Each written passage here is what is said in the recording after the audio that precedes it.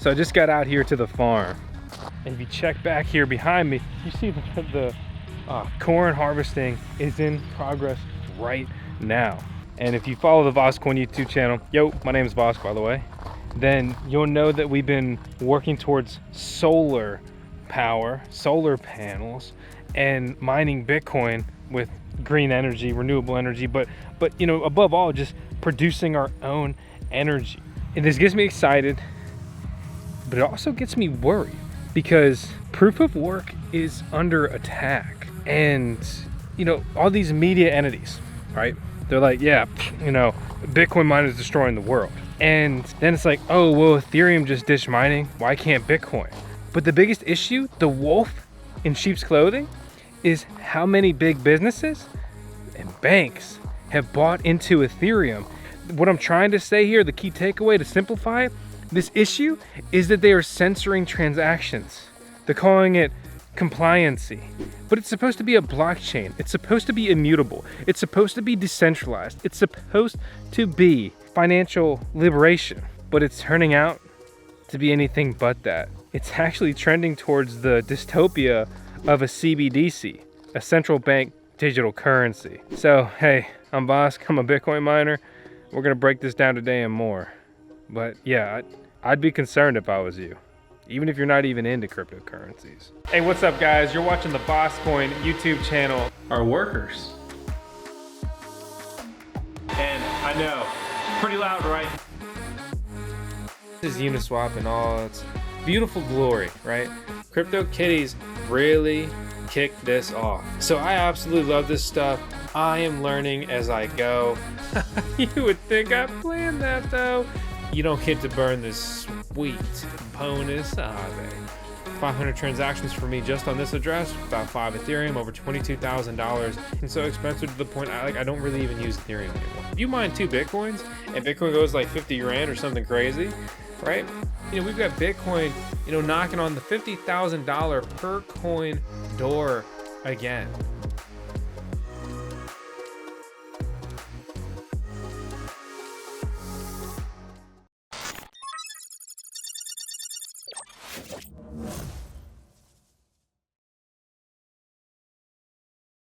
Some people try to say that Bitcoin is archaic, right?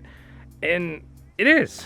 I mean, it was the original, right? And it was born out of what, Hashcash, that was developed well before Bitcoin in the SHA-256 mining algorithm.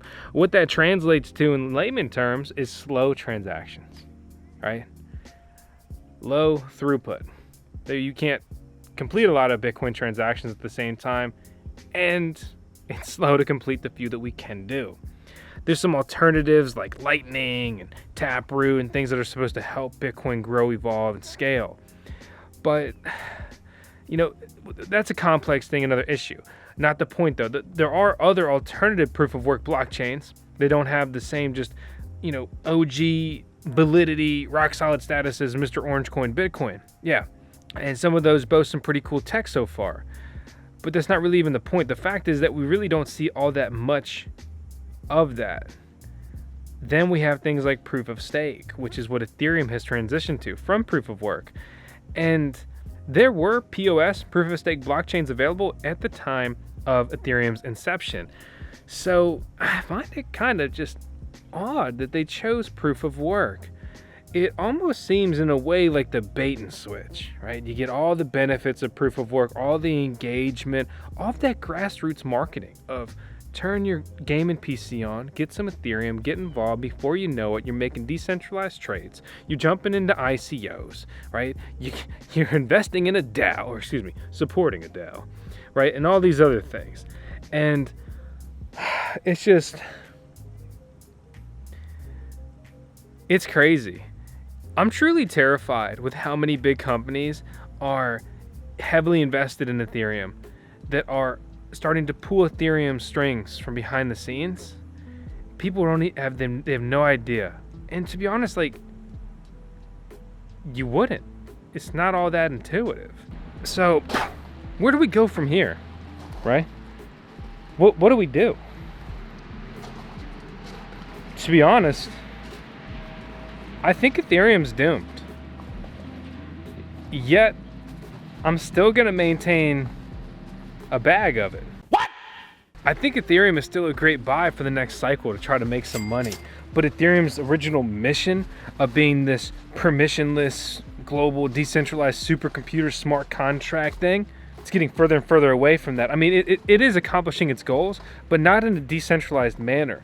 And I just start to wonder, when you really dig deep, you know, who is funding all this stuff from behind the scenes other than early adopters? Because like Uniswap, which have hardly really ever established any sort of use case or even validity in their Uni token, which is the biggest decentralized exchange in the world that changed the game for DeFi, ignited DeFi summer, and many other things. But they just received $165 million in a funding round. And like, what the fuck are they getting funding from, for, and how does that translate to earnings for the investors? And I don't even want investors, right? Like, you got your own token, man. Cash in some of your tokens, take your profit, pay your team, and operate like a real decentralized currency. What we have, unfortunately, are more and more companies masquerading as cryptocurrencies, masquerading as blockchains, as protocols, as smart contracts. But what they are is Uniswap Inc. What we have is MetaMask Incorporated. And we have Ethereum Industries at the head of it all. You ever watch Fire Force? You ever heard of Fujima Industries? So stay sharp. What part of stay sharp did you miss? We got the same scenario taking place here. And it's not what Satoshi Nakamoto envisioned. I can assure you that. But I've said some conflicting things. I'm like, yeah, Ethereum would be a good buy for the next cycle, but it's a wolf in sheep's clothing.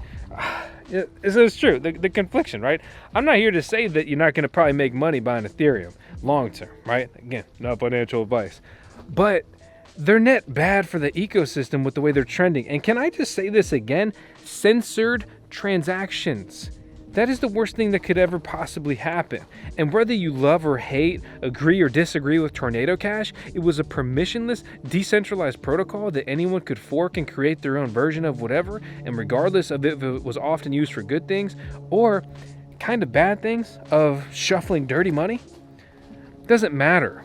It's decentralized. That's the point. It's supposed to exist. It's supposed to be able to be done with anything however you want. It's not supposed to be controlled. It's not supposed to lead to blacklisting. It's not supposed to lead to the developer of it being literally labeled a criminal, now fighting the federal government, among just many other issues, and all this money and funds being frozen or blacklisted. That is not cryptocurrency. I'm not supporting hackers. I'm not supporting bad people.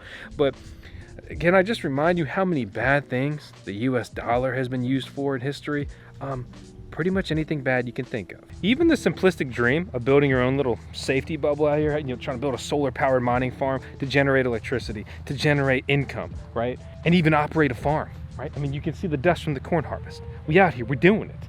We're homesteading, we're getting off grid. But even all of that, none of that matters if they're going to force us into a CBDC, a central bank digital currency. And we saw recently with all the PayPal news and drama, something that was overlooked or misunderstood or not written properly, as they say now, literally fining you for speaking out against, whatever you want, right? It's the ones who want to censor you, they're the ones who want to control you. It's terrifying. It's absolutely terrifying that, like, I could come out here and make a video and Janet Yellen, who's freaking psychopath, who goes against like literally everything I've ever believed in my entire life. I could speak out against her, and then what? I get fined, I lose thousands of dollars, I get financially crippled, and they just beat you into submission. That's if you just don't disappear one night, right? The bigger you get, the more of a target you are, and that's kind of scary. That's terrifying. And I'm not trying to sound like a lunatic out here. I'm not trying to sound like a big conspiracy theorist and all that. I don't want to be the next Alex Jones, that's for sure. But there's a difference between conspiracy theories and just trying to safeguard our liberties, trying to maintain our freedom. It used to be the slogan. It was the pitch. Home of the free and the brave, or something like that, right? Well, we continue to move further and further away from it. It's terrifying. And that lack of privacy, that lack of freedom, that desire of just the government to seek more and more control and just get us right under their thumb. It's creeping into cryptocurrency. Big time. BlackRock's involved now. You understand how scary that is? BlackRock. Do you know what BlackRock is? Let me give you a primer. They pretty much got their hands in everything. They got endless money, just much like the government that prints as much as they want to, and yet they tax you, and that they operate in a deficit every day, and then they give a bunch of money away. Something doesn't add up. Not even a little bit. Except the deficit. What if I told the government, I was like, yeah, sorry dudes, I'm in a deficit this month, but don't worry, I'm printing some more Drew dollar bills next week, so we good. It ain't gonna fly. I lose everything, I go to jail. Why do they get to operate in that manner? I'll be honest, I don't have all the answers or solutions today, but step one is even understanding what the f is going on. So if you liked the video at all, subscribe, stick around. If you didn't, then you're probably not gonna make it. My name is Drew VoskCoin on the VoskCoin YouTube channel. As always, seriously, thanks for watching. We're keeping it real, even though real sometimes sounds crazy in this era. See ya later.